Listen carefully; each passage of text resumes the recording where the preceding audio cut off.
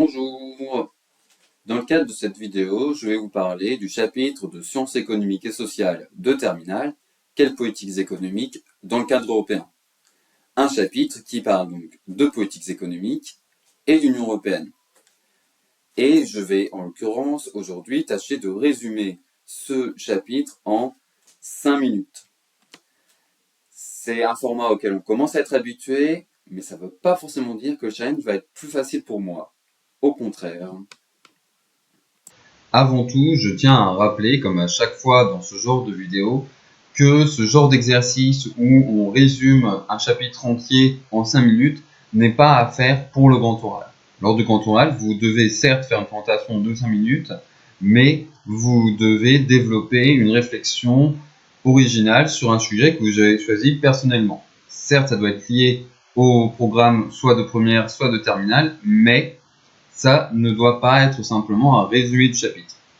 J'espère que c'est bien clair.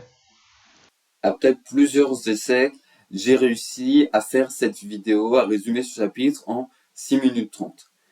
Ce qui est mon record. Donc manifestement, les 5 minutes, j'y arriverai pas. Déjà, ça, il n'y a plus de challenge à ce niveau-là, ce n'est manifestement pas possible.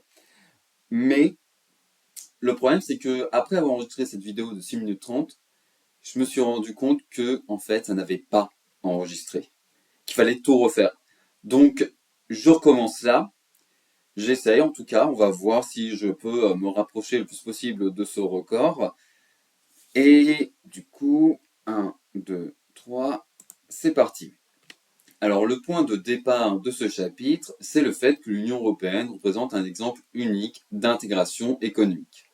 L'intégration économique, c'est la création et l'approfondissement de liens économiques entre différents États. Et dans le cadre de l'Union européenne, ces liens sont particulièrement forts puisque l'Union européenne représente une union économique, un des stades les plus élevés d'intégration économique.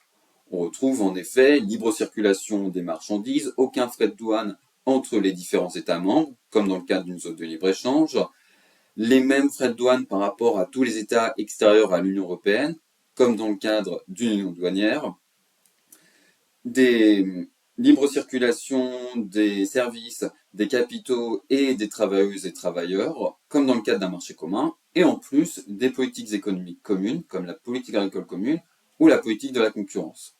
Certains États ont même décidé d'aller encore plus loin dans l'intégration économique et de créer une union économique et monétaire, la zone euro, avec une monnaie unique, l'euro.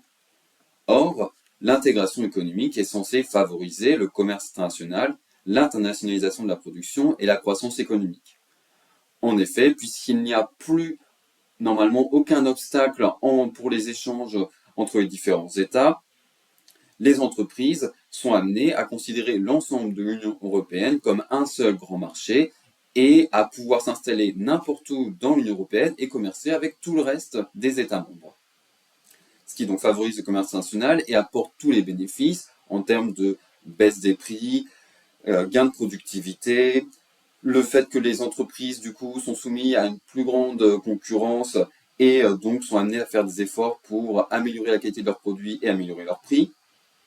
Par ailleurs, elles sont aussi amenées à profiter des avantages de chaque pays et à placer chaque partie du processus de production dans l'état où cette activité pourra être réalisée de la façon la plus efficace.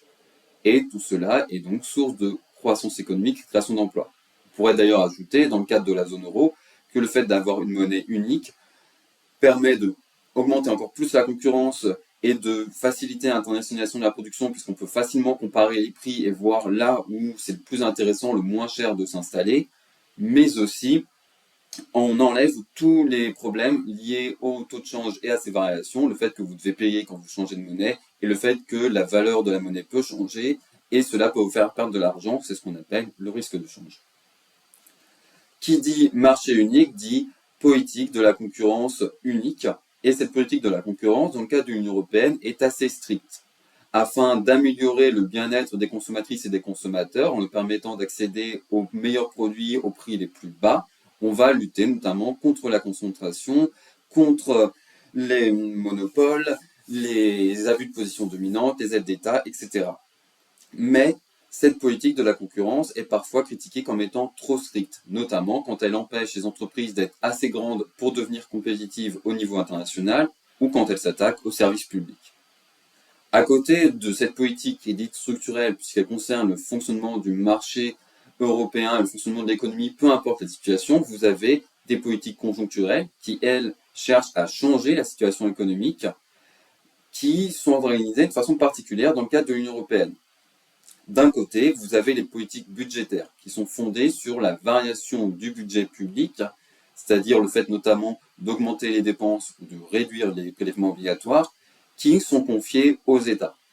Et de l'autre, vous avez la politique monétaire qui, elle, est fondée sur la variation de la masse monétaire en circulation, notamment en augmentant ou diminuant les taux d'intérêt directeurs, qui, dans le cadre de la zone euro en tout cas, est confiée uniquement à la Banque centrale européenne.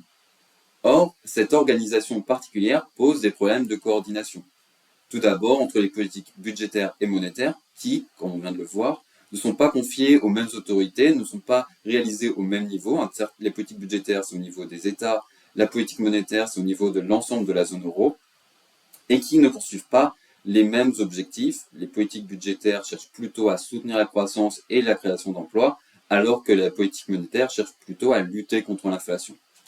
Cela peut les amener à prendre des mesures contraires qui non seulement vont s'annuler, mais en fait peuvent aggraver ou provoquer une crise économique.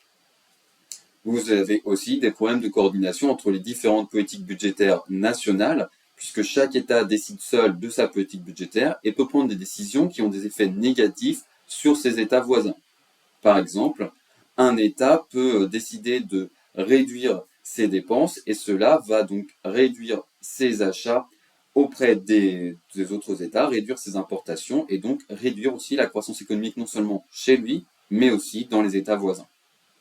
Vous pouvez aussi avoir des problèmes de concurrence et de dumping fiscal dans lequel les États vont en fait se faire une guerre en baissant toujours plus bas leurs prélèvements obligatoires afin d'attirer les entreprises, ce qui pose problème.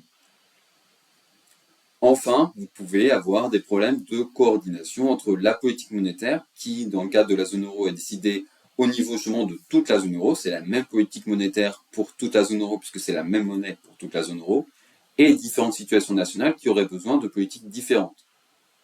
Par exemple, la BCE peut décider d'augmenter le taux d'intérêt directeur pour lutter contre l'inflation, alors que certains États voudraient soutenir la croissance en baissant les taux d'intérêt directeurs.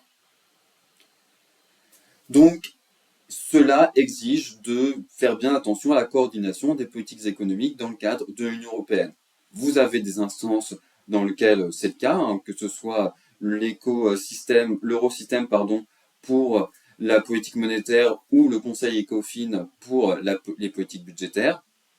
Mais surtout, ces problèmes mettent en avant les limites de l'Union européenne, et notamment de la zone euro, qui ne correspondent pas aux caractéristiques d'une zone monétaire optimale. C'est-à-dire que si toutes ces caractéristiques étaient là, en effet, ce serait justifié d'avoir une monnaie unique. Mais puisque ce n'est pas le cas, on se demande est-ce qu'on a vraiment bien fait de créer la zone euro et d'adopter une monnaie unique. Pour essayer de se rapprocher de ces critères d'une zone monétaire optimale, il faudrait notamment mettre en place des politiques de solidarité budgétaire entre les différents États, ce qui a commencé à être fait à l'occasion de la crise sanitaire. Bon, alors j'ai quand même fait mes 7 minutes, donc c'est pas mon record, mais j'ai vraiment été assez complet, assez clair, donc je vais m'arrêter là. J'espère que cette vidéo vous aidera pour vos révisions. Je vous souhaite bonne chance, bon travail et surtout une bonne journée.